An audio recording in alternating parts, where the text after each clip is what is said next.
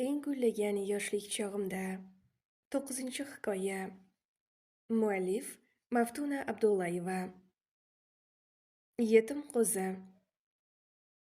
Shu kuni uyiga borgani bilan Marg'uba opa Bunyod bilan gaplashmadi. Otasi ham "Qo'y, erta hovuridan tushadi" deb o'g'lini shashtidan tushirdi. Bunyod Intizorga qo'ng'iroq qildi. "Nima qilyapsan?" "Dars qilyapman." "Aqlligim, xayolingni buzmay o'qiyver. Ertangi tayyorlovingga ham bor." Bunyod yetarli pul tashlab kelgandi qizga. "Xo'p, men bugun borolmayman. Qo'rqmaysanmi?" "Yo'q, faqat telefon qilasiz." "Mayli, erta ishdan chiqib boraman. Onam ham hovuridan tushsa, gaplashib olaman." "Mayli. Bo'pti, ehtiyot bo'lib o'tir, xo'pmi?" "Xo'p." Bunyod telefonni o'chirib do'stlaridan xabar olish uchun ularni raqamini terdi. Hamma kechagi gap bilan boshladi gapini. Alixonni taksisiga mingan bir odam: "Ha, bu 91lar kim bilan urushdinglar? Mafiya bo'lib ketyapsizlar o'zi oxirgi paytda", deb aytibdi. Ramziddin bilan Otabek esa xotinlari bilan jiqalashib olgani gaplaridan bilindi. "Qistalashganga chiqdik", kuldi Ramziddin. "Ha nima, haliyam qizlar qaraydi bizga degandek, xotin qaramay qo'ydi. Tuxum pishiryapman o'zimga." Bunyodni ular bilan gaplashib ancha kayfiyati ko'tarildi. Faqat Po'lat bir-ikki chayqab jiddiy gap qildi. "To'yni uzog'i martni boshida qil. Yetmasa mana, biz bor. Uyingni ham ikkita xonasi soz-ku. Bu turish-yurishing yaxshi emas. O'qish peshonasida bo'lsa, erga tegib ham o'qiyveradi. Tag'inam Ramziddin yo Alixon emassan, haligacha ikkita bolali bo'larding bo'lmasa. Shunday bo'lib qolib, el og'zida halol bolang harom bo'lmasin desang, tezroq to'yni qil."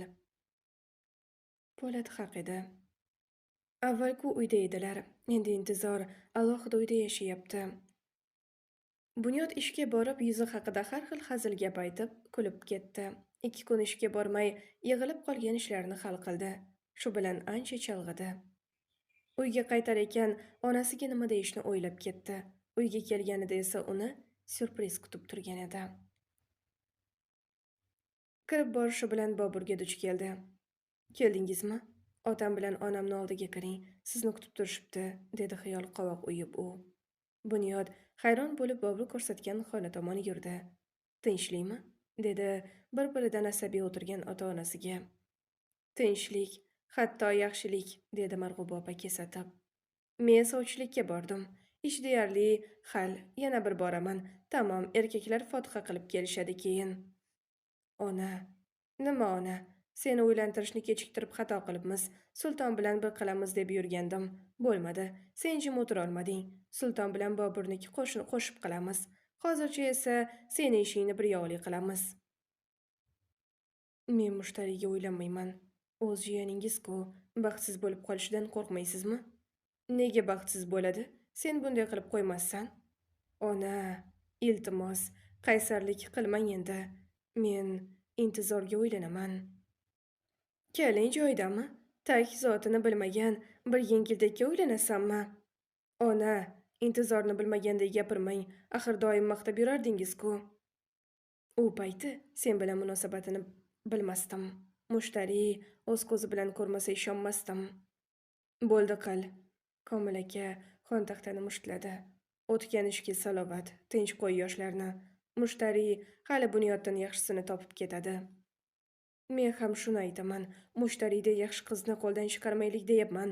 O'zimni emas, shu Bunyodni o'ylayapman. O'zidan ham so'ra nima yaxshiligini. Umrida bironta qiz bilan gaplashmagan, qayerdan biladi bu kim yaxshi, kim yomonligini?" "Bo'ldi, bas. Nima bo'lsa ham peshonasidan ko'rib yashayveradi", dedi Komil aka mavzuga yakun degandek. "Shundaymi? Unda tanla Bunyod. Yo meni, yo o'sha Intizorni." "Ona." Bunyod otasiga qaradi. Onani bunaqa keskin shartidan keyin haqiqatni aytmasa bo'lmasdi. Komil aka ham o'g'lini dilidagini o'qib, aytaver degandek bosh silkidi. "Men Intizorni bobosiga nabirangiz qari bir odam qo'lida o'g'il bo'lmasin.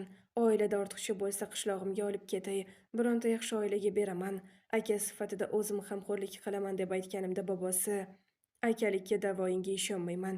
Olib ketsang, nikoh o'qitib olib ketasan. Yaxshi yigitligingni bildim, lekin baribir begona erkakka shunday berib yubora olmayman deb ko'nmadi. Shuning uchun uni nikoh o'qitib olib kelganman. U bironta yigit bilan nojo'ya ish qilmagan, doim nazoratimda bo'lgan. E, bekor aytibsan. Boburga ham ko'z suzib yurganda, tarbiya ko'rmagan bir yetimvachcha u. Boburingizni sevgani bilan gaplashtirib yurganini bilasiz-ku. Menga ertaga aytma, ko'nsin deb o'ylab topding bu gapni. Rost, ona, o'rtamizda nikoh bo'lmasa, qo'lini ham ushlatmasdi menga. Men hech narsani bilmayman. Singlimni oldida beburd bo'lib gapimdan qaytmayman. Shu paytgacha senga biron narsa qil yoki qilma demaganman. Hozir ham faqat seni foydangni o'ylab qilyapman bu ishni. Mushtariga uylansang, o'ziga yarasha tanish bilishlik, suyanchli bo'lasan. Erta bola boqasan, uy qurasan, kasal bo'lasan, to'y bazm qilasan. Bitta ro'zg'orda ozmuncha yaxshi yomon kun bormi? Hammasini ikkoving o'zing sho'ppayib qolasanmi? Mushtariga uylansang, shu yukingni yengil qiladiganlaring bo'ladi. Ona, intizor bittadir. Men yolg'iz emasman-ku. Nimadan qo'rqaman? Uyim uzoq bo'lsa ham shu qishloqda-ku. Agar shu intizorga uylansang, men kechdim sendan, onasi. Tug'magandirman, tunni tonga ulab boqmagandirman. Lekin 6 yoshingdan beri bolam deb, bo'tam deb ajratganim yo'q. Ona, men sizni hech qachon o'gay demadim. O'z onamdek ko'rdim. Ukalarimni jon-jigarim deb bildim. Lekin siz hozir mendan mushtariyni ustun ko'ryapsiz. U men bo'lmasam ham ko'chada qoladigan qiz emas-ku. Nega bunday qilyapsiz? Men endi yosh yigit emasman, quruq xoyu havas izidan chopyapman. Ozmi, ko'pmi, odam ajrataman. Intizor bilan yaxshi yashab ketishimga ko'zim yetyapti. Meni o'ylasangiz, rozi bo'ling siz ham. Yo'q. Bunyodni yuragida negadir achchiq bir alam sanchildi. Xayoliga bundan bir necha yil avval bo'lgan, otasi uni bilmaydi deb o'ylagan voqea jonlandi. U paytlar 11-sinfda o'qirdi. Otasiga men ham yaxshiroq joyga tayyorlovga boray deb iltimos qildi. Matematikaga bo'lgan qobiliyatini doim o'qituvchilar maqtagan ota ko'pchilik qatori Bunyodni ham shaharni ko'ziga ko'ringan o'quv markaziga qo'yishni istadi. O'zi o'qimagan uchun o'g'lini o'qishini juda istagandi. Shuning uchun uydagi sog'indan endi chiqqan sigirni sotmoqchi bo'ldi. O'sha kuni Bunyod paxta terimdan erta qaytdi.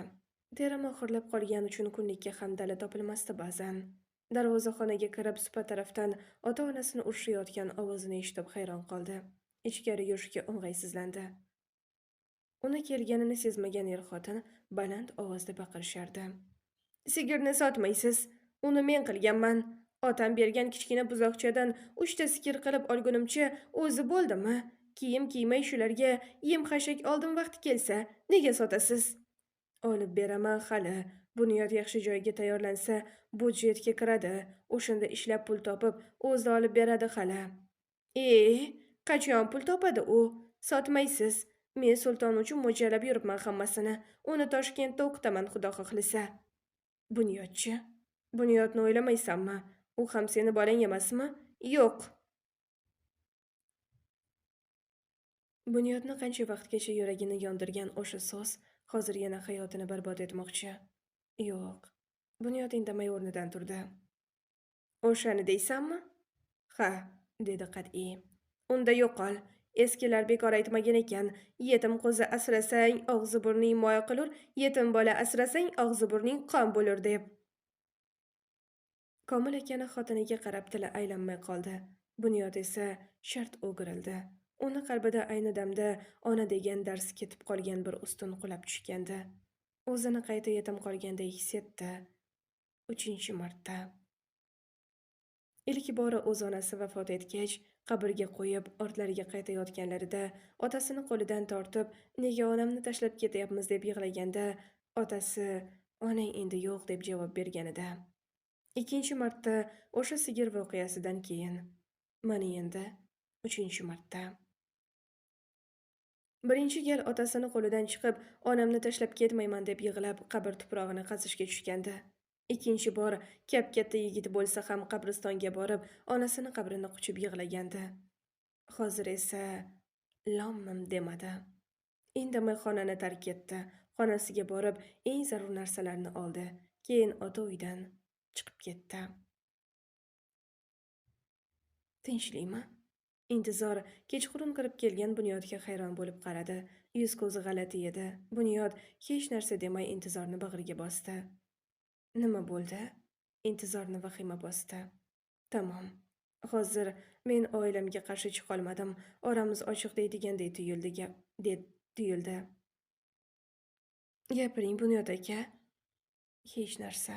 Shunchaki seni sog'indim. Aldamang, nimadir bo'lgan. Onangiz bilan urushib qoldingizmi? Yoki otangiz ham aynib qoldimi? Bunyod aka, men sizni oilangiz bilan meni oramda qolishingizni istamayman. Agar ular rozi bo'lishmasa, Intizor Bunyodni o'zi aytishidan qanchalar qo'rqsa ham, dilida aylanayotgan so'zlarni tiliga chiqardi. Ularni norozi qilmang. Ammo Bunyod javob bermadi. U hozir shunchaki bir mehribon quchoq istardi. O'zini xotirjam his etadigan, uni yaxshi ko'rishiga ishonadigan. Qiz yigitni ko'nglini tushungandek edi. Bolaligida yetim qolganlar bir umr yetim yuragi bilan yashashini undan yaxshi kim ham bilardi. Bunyodni otasi bir muncha vaqt o'z uyida yashashiga qarshilik qilmadi. Mayli, ikkovi ham o'pkasini bosib olsin dedi ichida. Marg'uba opa esa aytgan gapidan qattiq afsuslangan bo'lsa ham tan olgisi kelmasdi. Er-xotin tuzuk quruq gaplashmay ham qo'yishdi. Ota qalbida o'g'il qalbidagi og'riqdan kam bo'lmagan bir og'riq paydo bo'lgandi. U marhuma ayoliga o'g'limizni o'qitmay katta qilaman, o'qitaman, o'zi xohlagan qizga uylantiraman deb ko'p bora va'da bergan. Ammo mana uyiga ham sig'madi-ku bolasi. Xayolida bod-bod rangpargina xotinini ma'yus chehrasi jonlanib, allanechuk bo'lib ketardi. Intizor bir oy tayyorlovlariga qatnab yurgach, yurt boshiga koronavirus balosi keldi. O'quv muassasalari yopildi. Odamlar ko'chaga chiqishga ham qo'rqib qolishdi. Bir-biridan vahimali gap-so'zlar tarqaldi. Bunyod nima qilishni bilmay boshi qotib turganda, yechimni otasi qildi. Bunyod, Intizorni ham uyga olib qayt. Vaziyatni ko'rib turibsan. Hozir mayda-chuyda gaplarga o'rin yo'q. Muhimi, hamma omon bo'lsin, dedi otasi. Marg'uba opa e'tiroz bildirmadi. Intizor bormayman deb qancha yalinsa ham, Bunyod uni uyiga olib keldi. Ular yana bir oila bo'lib yashay boshlashdi. Abituriyent. Pandemiyada hamma uyda bo'lgani uchun Intizor ancha o'ng'aysizlandi. Bunyod o'zini avvalgidek tutardi. Intizordan boshqa o'quvchilarni tarqatib yubordi. Bor e'tiborini qiziga qaratdi. Marg'uba opa Bunyodga aytib yuborgan gapi uchun uzr sifatida hammasini shundayligicha qabul qilib, zaharlikka o'tmadi. Ammo Intizorga tuzuk quruq gapirmasdi. Bu orada mushtariy unashtirildi. Yaxshigina o'ziga to'q xonadonga. Kuyovni ham ishi tayin, tagida mashina. Shu bilan opa-singil o'rtasidagi adovat yechildi. Mushtariyni onasi, yaxshi ham Bunyod bilan taqdiring bo'lmagani, qara, qanday kuyov chiqdi, derdi xursand bo'lib. Mushtariy ham o'zini yerga urgani uchun Bunyoddan qattiq xafa edi. Shu sabab, garchi ich-ichidan haliyam Bunyodni desa-da, yuzida sezdirmasdi. Dilida yotgan alamlarni chiqarib olish uchun xolasini uyiga atay bo'lajak turmush o'rtog'i sovg'a qilayotgan ko'ylak, taqinchoq, oyoq kiyim yoki atirni maqtab qolardi. Bundan Intizorni jahli chiqib ketardi, chunki mushtariyni atay qilayotgani bilinib turardi. Nima bo'ldi? Bunyod halidan beri bitta misolni yecha olmayotgan qizni burnini chimchiladi. Hech narsa. Mushtariy kelganda biror narsa dedimi? Intizor Bunyodga bir o'qrayib qarab javob bermadi. Sendan so'rayapman. Mushtaringiz bu yerga faqat meni jig'imga tegish uchun keladi. Nega meni mushtariyim bo'ladi? Seni nikoh qiladigan joyingdan olib keldim. Shunda ham g'ing deganim yo'q. Sen esa mushtariy keldi deguncha qovoq uyib olasan. Agar bilsang, uni kelgan ketganini menga umuman qizig'i yo'q. Intizor Bunyodga qarab turib lab bo'ldi. Baribir, u sizga haliyam befarq emas. O'zicha menga kuyov olib bergan narsalarni maqtab, ko'rib qo'y demoqchi bo'ladi. Ana, kuyov bolaga bino qo'yib olibdi-ku, men bilan nima ishi bor? Hamma gap shunda. Agar kuyov bolasi bilan bo'lib qolganda, meni jig'imga tegishga urinmasda. Bo'pti, qo'y uni. Menga ko'rsatchi, nimasini yecholmayapsan halidan beri. O'zim yechaman. Faqat nimanidir nazardan qochiryapman. Nihoyat imtihon kuni yetib keldi. Bunyod ikkisi yo'lga tushishdi. Intizorni qo'llari qaltirardi. Agar bunday hayajonlansang, bor ham chiqib ketadi. Agar yana jim. Hech narsani o'ylama. Har qanday vaziyatda ham yoningda bo'laman. Rahmat. Imtihon boshlanishi bilan Intizor o'zini qo'lga oldi. Ochiq maydonda o'tayotgan imtihonda faqat bir o'zi o'tirgandek atrof muhitni unutdi. Bunyod aka, dedi ikkisi har doimgi joylarida uchrashib o'tirishganda. Balim yaxshi chiqdi. O'qishga, byudjetga kirsam kerak-a? Shunday bo'lsa yaxshi bo'lardi. Men yig'ib qo'ygan pulimni to'yga sarflardim. Sevib, tilla-pilla degandek. Bunyod to'y haqida gapirayotganda Intizorni biroz o'y bosganini sezib to'xtadi. Nega jim bo'lib qolding? To'yga seni qarindoshlaringni ham aytamiz. Hamma narsani siz qilib berasizmi? Ha. Yana ba'zi birovlarga gap topilar ekan. Nega o'sha ba'zi birovlarning gapiga e'tibor berishing kerak? Kecha Atay xolam va men mantiqlayotganimizda kuyovga qilmoqchi bo'lgan sarbolari haqida gapirib maqtandi. Sen menga o'sha matohlarsiz ham keraksan. Onangizni orzu-havasichi? Bunyodni qulog'ini ostida yetim ko'zi asrasang og'zi burning moy bo'lur, yetim bola asrasang og'zi burning qon qilur degan gap jaranglab ketdi. Ota-onamni yana 2 o'g'li bor. Men esa orzu-havasim sensan. Intizor jilmayib Bunyodni yelkasiga bosh qo'ydi. Ikkisi oy nur sepib turgan daraxtlar orasida shirin xayollarga berilib o'tirishardi. O'qishga kiribman, grantga.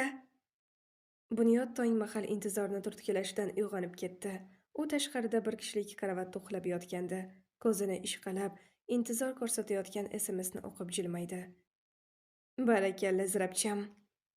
Intizor nihoyat o'zini juda yengil his etdi. Mana, onasini orzusini amalga oshirdi. Endi Bunyodga ham og'irligi tushmaydi. Kelajagi haqida bemalol o'ylasa ham bo'ladi. Intizor o'qishga kirgach, Komil aka to'yni tezlashtiraylik deb taklif berdi. Bunyod esa kuz boshida qilishni taklif qildi. Chunki hali o'qishlar qachon ochilishi noma'lum. Bemalol onlayn o'qisa bo'ladi. Marg'uba opa jim o'tirardi. Ammo Bunyod sep uchun deb bergan pullarni qarshiliksiz olib, ishga kirishib ketdi. Taklif. Pandemiyaga qaramay avgust oyi yig'ilgan yigitlarga yangi gap topilgandi. To'y qachon? Deyishdi Bunyodni o'rtaga olib. Sentyabrning boshida, bir haftada elga ma'lum qilib to'y qilib yuboramiz. Nima bo'lsa ham baxtli bo'lsang bo'ldi. Biz to'yda o'ynaydigan odam. To'ylar qisqarib ketgan. Baribir 30 kishi bo'lmayapti. Karantin ozroq bo'shashi bilan odamlarni to'ylardagi mehmonlar asta ko'payib boryapti. To'g'ri. Hamda o'zbek 30 kishi bilan to'y qilolmaydi. Ajar yoqasidan olsa ham qaytmaydi odamlar. Ha, mayli. Po'lat bilan Otabek gapini bo'ldi Ramziddin. Bizga nima? Anchadan beri to'y ko'rganimiz yo'q. Agar Oriftoyga ishonsak, hali beri undan ko'rmaymiz. Uylangan kunim sen bilan Alini ketidan chipqon chiqib o'tira olmay qolsang zo'r bo'lardi-da, dedi Orif oldidagi suvni ko'tarib. Chipqon chiqadimi, o'pqon yutadimi, ish qilib o'ylansang bo'ldi. O'chirlaring, undan ko'ra Bunyodni to'yini maslahatini qilaylik. Nimasini qilamiz? Boyda pul ko'p, Otabek, kuldi Alixon. Qizni nima qilasan? Dedi Adiz gapga aralashib. Bir hafta ichida to'y qilsang ham u seni uyingda yashab turadimi shu bir hafta? Kelin bo'lib qayerdan chiqadi? U uyimizda yashayveradi. Men uchastkamga ketaman. Bo'lmaydi. Undan ko'ra Adizni uyiga olib borib qo'y. To'y kuni sen aytgandek qilsa bo'ladi. Asosiy tayyorgarlik seni uyingda bo'lib, Intizor otangning uyidan kelin bo'lib chiqsa bo'ladi. Taklif kiritdi Orif. O'zini amakisi bor-ku, dedi Bo'lat. Qishlog'i uzoq, ortiqcha ovoragarchilikni nima keragi bor, dedi Bunyod. Bu sening fikring, dedi Po'lat. Ozroq odam bilan olib kelsang ham o'sha yerdan olib kel. Hamma narsani sen qilayotganing uchun jim yurgandir, lekin u ham o'z ota urug'ini qo'lidan chiqishni istaydi.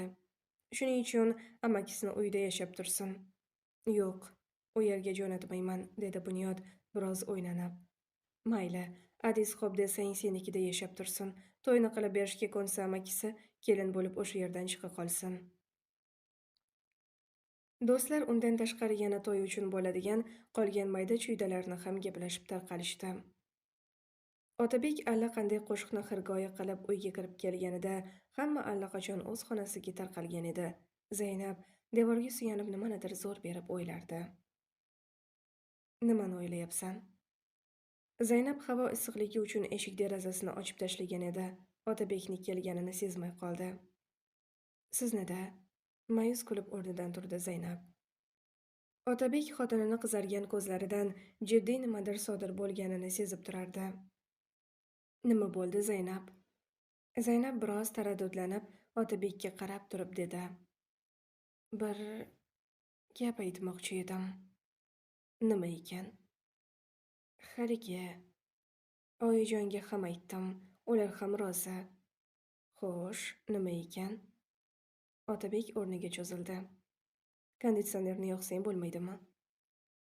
Otabek aka, uni gapiga parvo qilmay gapida davom etdi Zaynab. Men anchadan beri ayol surishtirib yurgandim.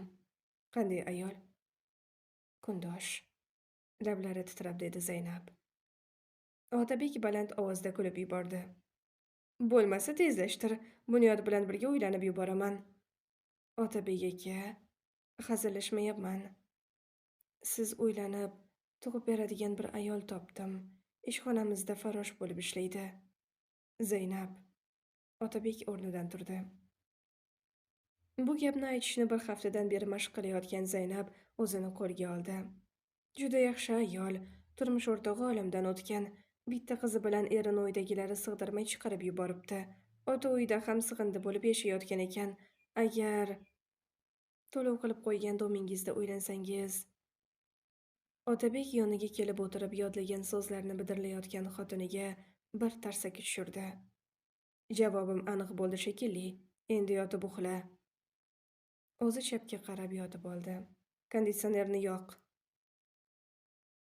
Zaynab yuzlarini yuvayotgan ko'z yoshlarini artib, eshik derazalarini yopib konditsionerni yoqdi. Yotgani bilan ko'ziga uyqu kelarmidi? Qancha o'zini qo'lga olishga urinsa ham ich-ichidan yig'i toshib kelardi. Zaynab. Bildirmaslikka uringani bilan uyqusi o'chib ketgan Otabek xotinini yig'layotganini sezib turardi. Ha, bu xayolni miyangdan chiqarib tashla, xo'pmi? Men senga hech qachon kundoshlik kunini ravo ko'rmayman. Otabek aka, lekin bilaman, onam seni qistovga olyapti, yana ozgina ichida. Mana bu palakat pandemiya ozroq o'tib ketsin, keyin bola masalasini hal qilamiz. Uni qancha ekanini bilasizmi? Natija ko'rmaganlar ham bo'ldi-ku. Domni sotamiz. Ekiguga ketgan pulga bemalol uylanib, Zaynab, o'zingni gapingni gapirgin. Jahli chiqdi Otabekni. Hech aytayotgan gapingni o'ylayapsanmi? Qanday chidaysan? Ayt, meni birov bilan qanday bo'lishasan? Siz men uchun chidayapsiz-ku, befarzand yurishga. Men o'zim uchun yuribman, bildingmi? Boshqa ayolni ko'nglim tortmagan uchun seni deb yuribman. Xohlamayman. Hali hamma imkonni sinab ko'rmadik. Umuman yo'l bo'lmaganda ham mayli edi. Sen aytayotgan pul, uy, men bir marta keladigan hayotimda o'zim xohlaganday hayotni qurishimga sabab bo'lib bersa, o'ylamay kechaman. Bir ko'nglim senda, bir ko'nglim bolamda arosatda yashashni istamayman. Zaynab har zamonda burnini tortib qo'yib erini gapini tinglar ekan, Otabek aytgan gaplar battar ko'nglini buzardi. Erta tongda lanj uyg'ondi. Nonushta tayyorlab Otabekni kuzatdi. Keyin qaynona-qaynotasi turdi. Qaynonasi kecha kelini aytgan gapni Otabek qanday qabul qilganini bilish uchun keliniga zimdan qaradi. Yo aytmagan, yo o'g'lim rozi bo'lib yig'lab chiqibdi, deb o'yladi Oyxon opa. Nonushta tugab dasturxonni yig'ishtirib olayotgan Zaynabdan ich qisib so'radi. Otabek nima dedi? Zaynab ishidan to'xtab qoldi, labini tishladi. Hozir bor gapni aytsa, qaynonasi to'nini teskari kiyib oladi. Aytmasa, onasi Otabekka nimadir deb rost gap ochilsa, unda ham qaynonasi kechirmaydi, ahmoq qilgani uchun. Hozircha ko'nmadi, lekin ko'ndiraman. O'g'lingizni bilasiz-ku, qaysarroq. Oyxon opa xo'rsinib qo'ydi. Qo'llari titrayotgan keliniga ham rahmi kelib ketdi. Sho'rlik ham nima qilsin, ketib ketolmaydi, qolib tug'ib berolmaydi. Hatto kundoshlik bo'lishga ham rozi. Mayli, dedi yumshoq ohangda. Birga bo'lar. Zaynab ishlarini qilib xonasiga kirdi. Yuragi siqib kela boshladi. Ra'noga qo'ng'iroq qildi. Yaxshimisan, Zaynab? Yaxshi. O'zing yaxshimi? Ha, uyda qamalib o'tiribmiz. Ra'no Zaynab bilan gaplashsa, bolalarni boshqa uyga o'tkazib qo'yardi. Bolalaring yaxshimi? Ha, yurishibdi. O'zing nimalar qilyapsan? Yuribman, uy ichida aylanib. Ra'no, tinchlikmi? Ovozing g'alati. Men Otabek akamga yana uylaning deyapman. Esing joyidami? O'z bolasi bo'lsin deyman. Men ota-onasini oldida qolaveraman. Domda bemalol uylansa bo'ladi. Hatto ayol ham topdim. Zaynab, sen shu gapni qaysi yurak bilan aytayapsan? Chiday olaman deb o'ylayapsanmi? Kundosh, senga o'sin emas. U bilan eringni bo'lishmoqchisan, ahmoq. Boshqa choram yo'q, yig'lab yubordi Zaynab. Esingni yig'. Ering nima dedi? Ko'nmadi. Bo'ldi, aytibsan yaxshi. Endi qaytib aytma. Sen meni o'rnimda nima qilarding? Ra'no jim qoldi. Bola tug'ib berolmasang, eringni shundoq o'tib ketishiga indamay qarab turarmiding? Javob berolmaysan, chunki o'zing ham meni o'rnimda eringni avlodini davom ettirish uchun hamma narsaga rozi bo'larding. Zaynab, balki boshqa yo'li topilar. Otabek aka Adizga EKGU haqida gapirgandek bo'lgan ekan-ku. 100% garantiyasi yo'q. Ammo u ham bir imkon. Sen eringni yaxshi ko'rganing uchun hatto kundoshga ham rozisan. Ering sen uchun katta puldan kechsa, nimasi yomon? Adiz meni baribir qo'yib yubormasdi. Menimcha Otabek aka ham seni kam yaxshi ko'rmaydi. Zaynabni Ra'no bilan gaplashib ko'ngli ancha yorishdi. Eri kelguncha o'zini qo'lga olib, uni kulib kutib oldi. Yolg'iz qolganlarida telefon tutkilab turgan erini yoniga asta yonboshlab shunday dedi. Otabek aka, ha, menga bir narsaga va'da bering. Otabek Zaynabga o'qrayib qaradi. Yana kaltaging kelyaptimi? Zaynabning ko'zlari namlandi. U bir paytlar dilida ikkilanish bilan tekkan bu insoni uni shunchalar yaxshi ko'rishni tasavvur qilmagandi. Ana shu sevgi haqqi erini o'z farzandi bo'lishini juda istardi. Otabek aka, hamma chorani ko'ramiz. Agar bolali bo'lolmasak, yana uylanishga rozi bo'lasiz, xo'p? Mayli desam, shu ahmoqona gaplaring bilan ko'z yoshingni yig'ishtirasanmi? Zaynab yig'lab bosh silkidi. Yig'lamagin. Seni otangga ko'z yoshini oqizmayman deb va'da berib olib kelgandim axir. Zaynab javob bermadi. Ko'z yoshlarini qo'li bilan sidirdi. Bo'ldi, kelishdik. Siz ham men ham va'damizda turamiz. Bo'pti. Ammo va'da shartdan oldin baribir buzilishini, bu ikkisi uchun ham juda azobli bo'lishini hali bilishmasdi. To'y. Menga qara, endi kuyov bo'lding, xullas. Bunyod yuziga jiddiy qarab gapirayotgan Ramziddinga qarab hayron bo'lib turardi. O'qituvchiligingni unut. Tag'in matematik formula so'rab o'tirma. Ramziddin nima derkin deb turgan Bunyod uni qochib borayotgan joyida bir tepdi. Bunyod intizor turgan xonaga do'stlari ketishi bilan kirdi. Intizor unga ta'zim qildi. Qizni ko'zlarida to'kilishga tayyor tomchilar turardi. Nima bo'ldi? Bunyod qizdan har qanday harakat kutsa ham ko'z yosh kutmagandi. Bunyod to'ydan oldin qizni qishlog'iga yuborishga ko'nmadi. Qo'rqdi. Yana nimadir qilishlaridan. Erta to'y degan kuni olib bordi. Kirib borishi bilan intizorni ko'ngli buzildi. To'y tugasa ham hamon o'sha hislar og'ushida edi. Qiz bola palaxmon tosh singari otalar ekan, ota-onasidan ayrilayotgani uchun ko'zi yosh to'ksada, ko'ksini bir chetida boshlanajak yangi hayotidan ulkan umidlar, shirin hayot kutadi. Intizor esa o'zi tug'ilgan xonadondan allaqachon uzilib ketgan, o'tganni o'rog'ini, ketganni ketmonini olib qochgan bolaligidan erta judo bo'ldi. Yetim bo'ldi, sig'indi bo'ldi, yengiltaki bo'ldi. Mana nihoyat hayotidagi yagona yaqin insoni Bunyodni xotini deb tan olindi. Bir uyni bekasiga aylandi. Ko'ksida esa bir hadik. Bundan buyog'iga oila deb atalmish qo'rg'oni mustahkam o'q o'tmas bo'larmikan? Qum qasrdek omonat baxtlardan, ko'ngilsizlik va ayriliqlardan qo'rqardi qiz. Taqdirimizni o'ylab qo'rqyapman, dedi intizor. Ertani o'ylaganing bilan hech narsani o'zgartira olmaysan. Buguningni boy berganing qoladi. Men ham ko'p narsadan qo'rqaman intizor. Ammo Allohdan umid bilan so'rayman.